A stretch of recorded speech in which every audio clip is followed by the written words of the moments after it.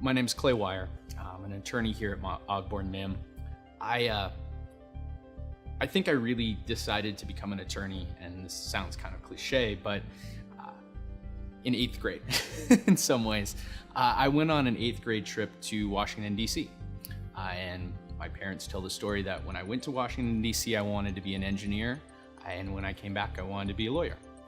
And I think what really drove that is I wanted to make a difference in some way, be able to, change things that I saw that were unjust.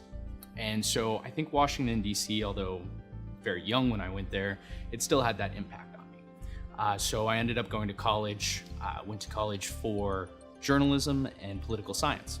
As a journalist, I saw myself reporting on things and not being able to affect them. I was kind of just a bystander.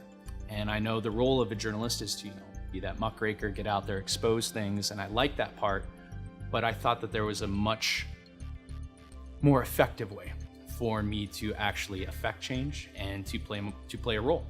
And so the type of lawyer I am and have become is one who advocates for lack of a better word, the little guy. And I try to take that very seriously. I try to take my role as an advocate for somebody who otherwise may not have a voice as something that is important.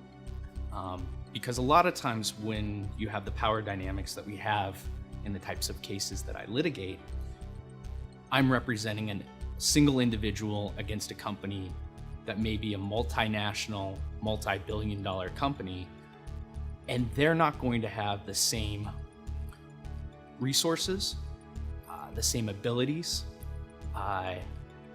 and the same allowance for getting their message out there.